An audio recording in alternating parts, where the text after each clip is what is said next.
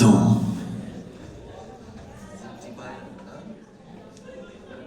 Oder? Ja. Super. Also jetzt geht's weiter, meine Damen und Herren, meine Freaks and Geeks, meine Queers und Straights. Unsere nächste Gästin hat die allererste Geschichte von Dance of Dragons erklärt auf der Schirm, als sie Shireen Baratheon war. Sie hat das, was ist jetzt House of the Dragon, erklärt zu Davos Seaworth. Spoiler, kurz vor sie gestorben ist. Aber was gut ist, sie ist ziemlich gut erholt von ihrer Grayscale-Erkrankung. Sieht viel besser aus jetzt gerade. Meine Damen und Herren, Miss Kerry Ingram.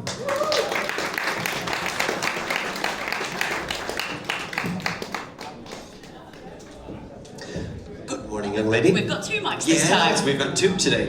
Much better. Nice to see you again. Nice to see you. How are you doing today? I'm good, how are you? I'm very well. My voice is... Sounds like you were at the party last night. Is that what you're telling me? Maybe. And you were very well behaved, and I could see that, fresh and ready to go. I was tucked up in bed with room service by 10 p.m. Brilliant. Brilliant. That is smart. Yeah, so how's it doing so far? How are you feeling about the event and the location and everything? Do you know what? I've had such a lovely time. I prefer the cons where it's in somewhere like this with the castle. It's a bit more interactive, a bit smaller. I don't know if it needs to be closer or farther. I don't know. Unser Ton ist ein bisschen Feedback. Können wir das ein bisschen besser machen? Is it because we're standing too close? Are we sitting too close? Yeah, are we sitting too close? Do we need to get farther away? Is that better? Testing. Yeah, there we go. I think that's better. I think we're too close to the monitors. So, sorry, continue. Yeah, no, it's been really, really lovely. I'm excited to try out the archery later as well. I can't join the competition, unfortunately, because I have to go and get my flight at that time. But I am gonna go and have a go. Yes.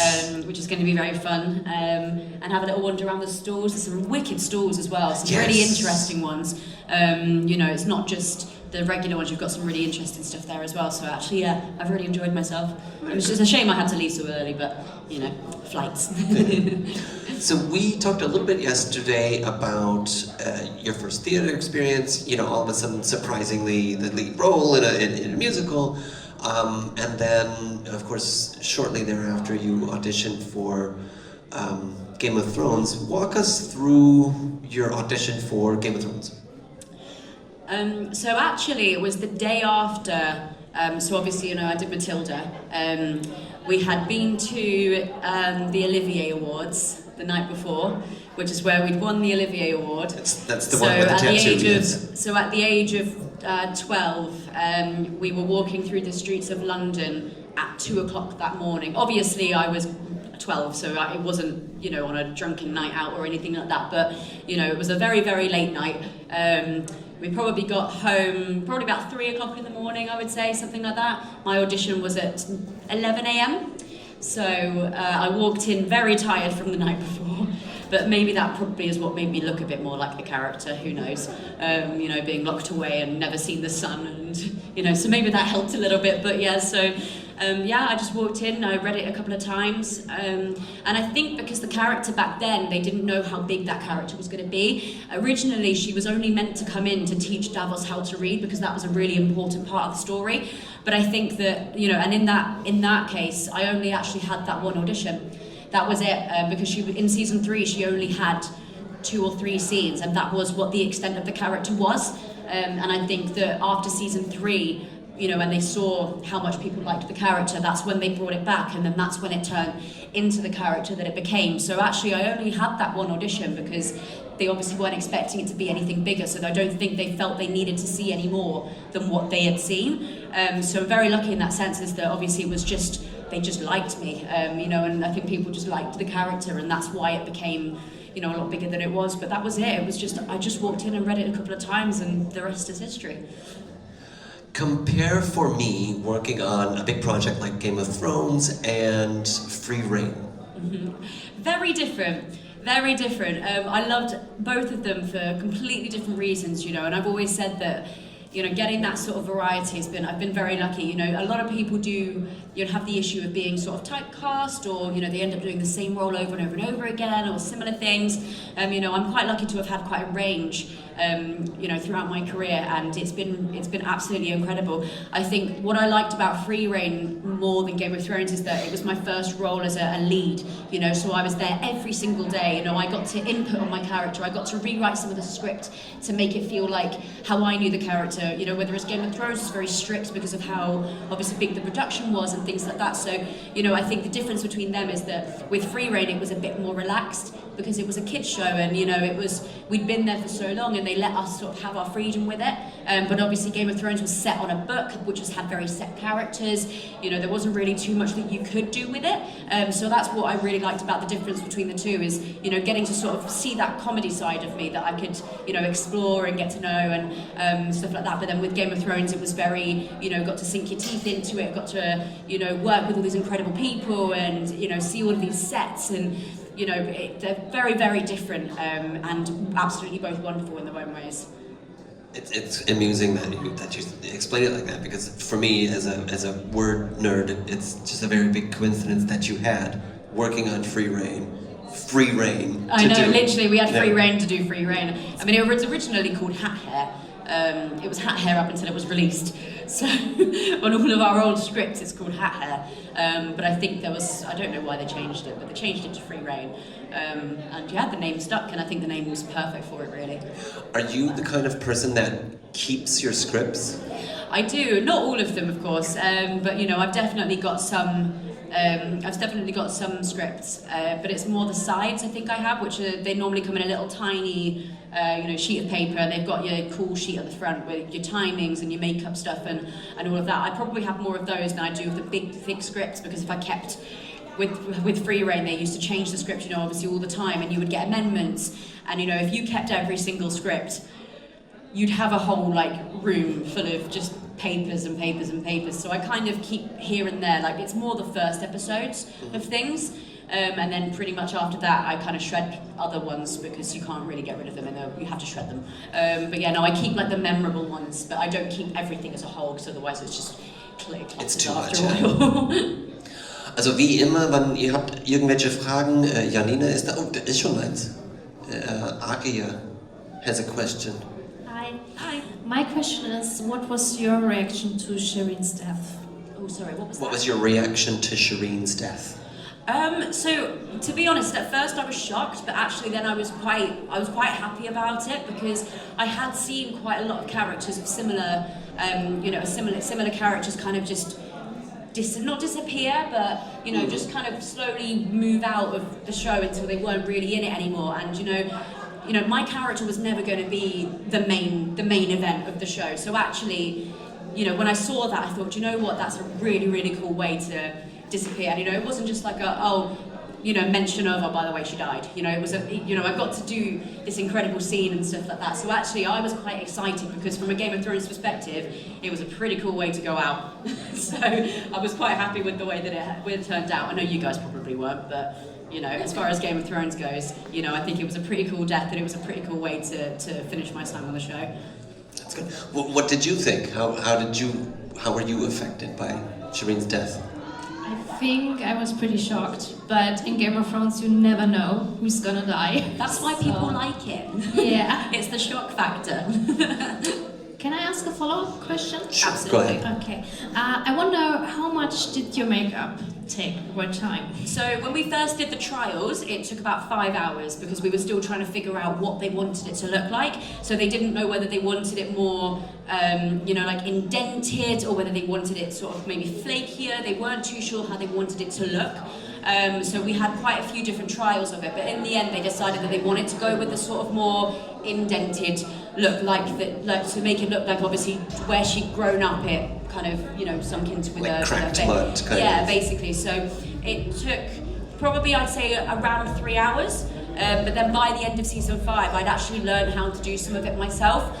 So actually, I used to give my makeup artist was called Katie, lovely human being. Every morning we would have you know, like the tunes playing, and you know, I'd learn how to do some of the touch-ups and stuff myself. So she would put the prosthetic on, and then I would help with a bit of the painting, and we kind of got it down to about just over 2 hours or something like that. But then it was also an hour and a half to take it off. That was the worst part. Getting it put on wasn't the worst part. It was taking it off. That was the horrible part, because at the end of the day, all you want to do is go home and eat. So, you know, and if you take it off too quickly, you could cause damage to your skin. So you have to take it off very slowly, but I was very impatient, you know, so she would go from one side and I would take it off from the other side, and we would slowly just sort of take it off. But we would actually be able to save the same prosthetic, because you used to have a new one every single day, because it used to rip, obviously, as it came off. Yeah. But we actually managed to get some of it off, you know, all together, which actually saved time the following day, because it would already have the paint on it. So sometimes it would take less, sometimes it would take more. It just depended on how patient we were being at the time. Brilliant. I see a Shireen back there. Did it take you 2 hours to put your makeup on? No. So, noch welche Fragen?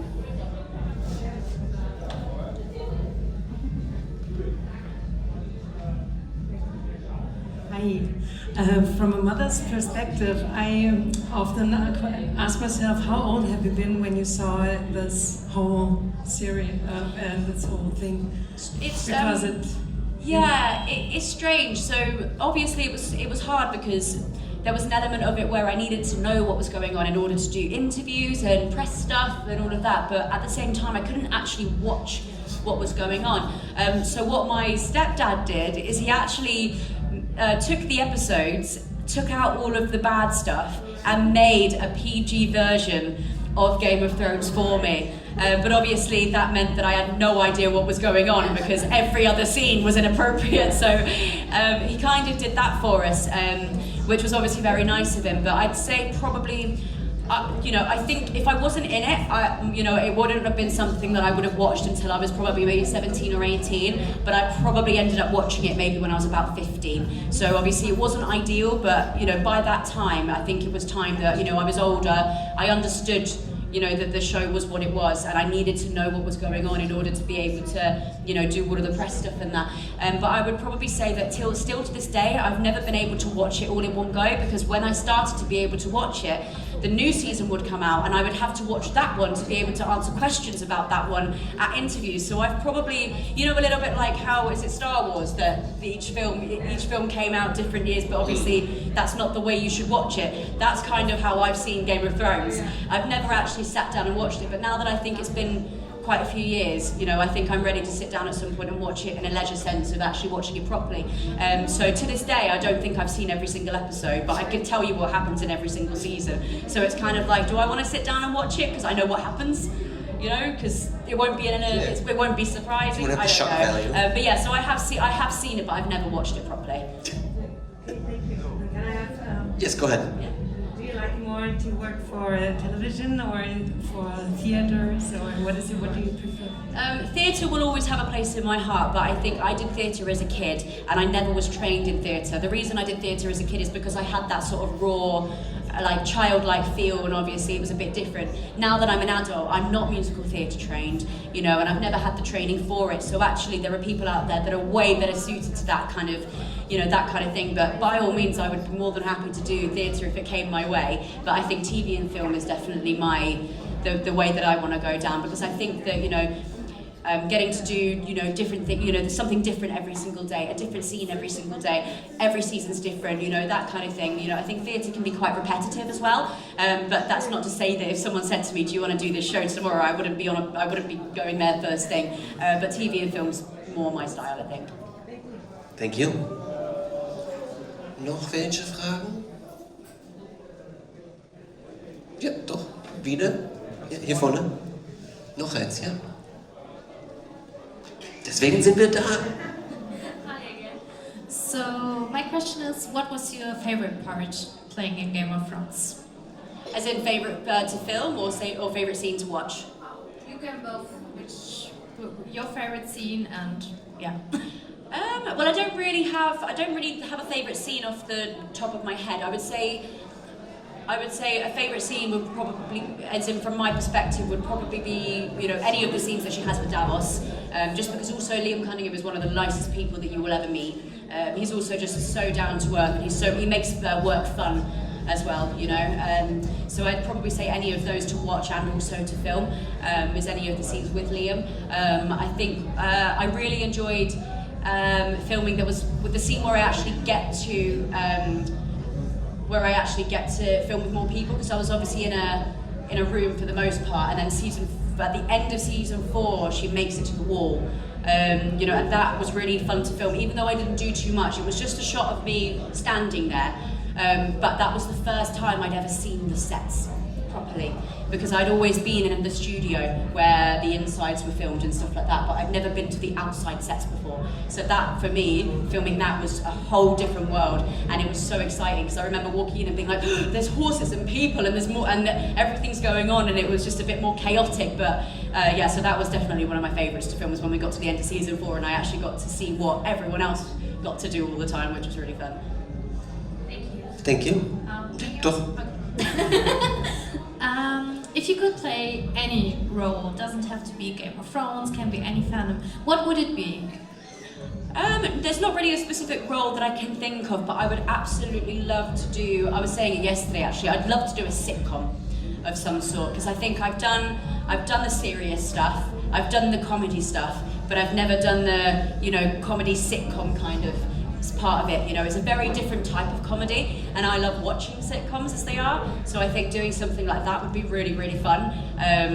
You know, so yeah, we'll see what happens, but yeah, that's probably, that would be something really cool that I'd like to try. Or anything with, like, because I didn't get to use swords, anything with sword fighting, I'd love to be able to do something a bit more, you know, like stunt-wise, you know, because even though Game of Thrones is full of it, you know, Shireen didn't really get to do too much of that side of it, so I think I'd like to be able to get to do stuff with a bit more like stunts and maybe like green screen, you know, and CGI, you know, when they have all the CGI dots on the face and you do sort of live action, you know, anything like that, I think that would be really cool.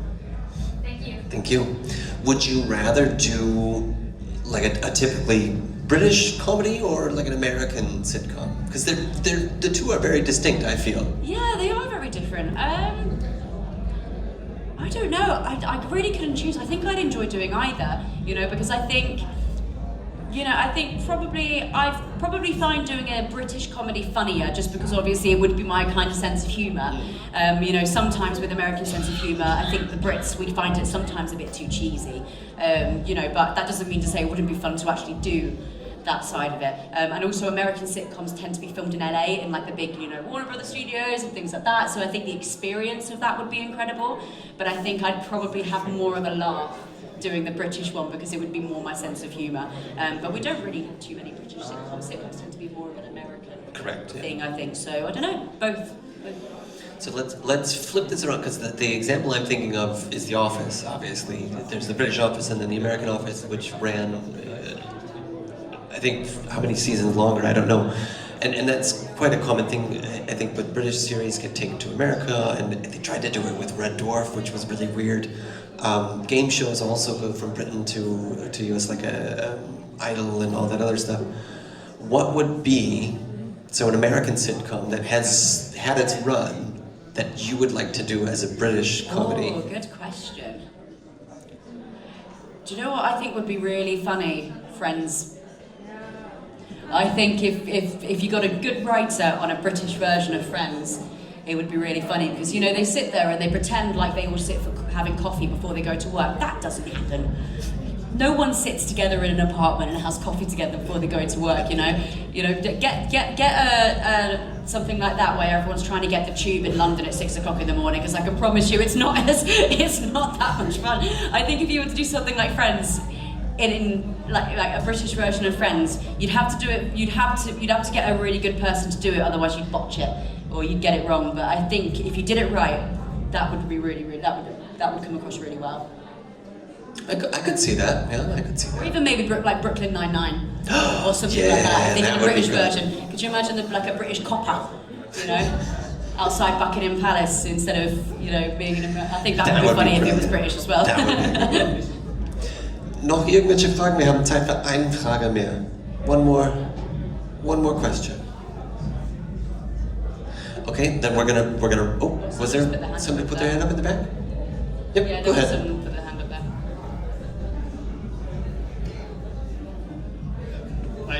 I know it's a classic question, but what is your opinion about season 8?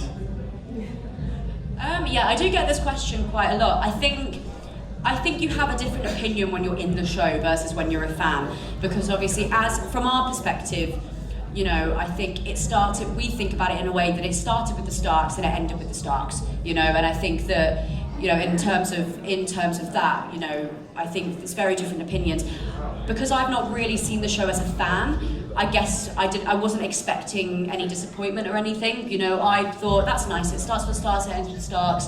You know, but I can see from obviously a fan perspective why people, you know, were quite disappointed with the way that the show ended.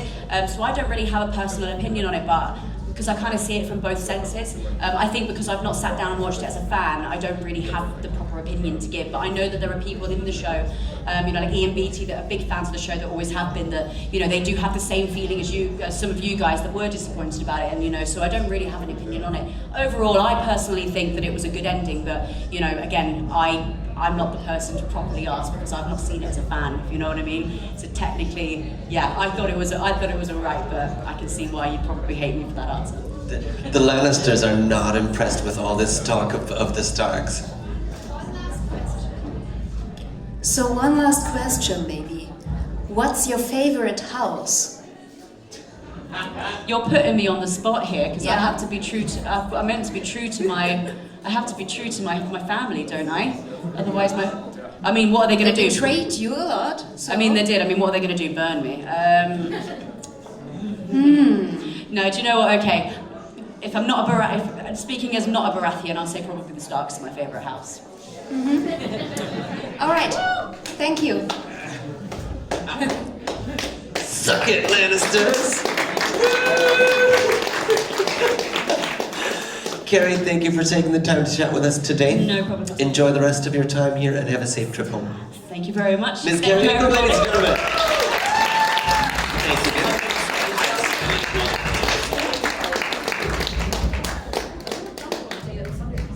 Bleibt stehen, gleich kommt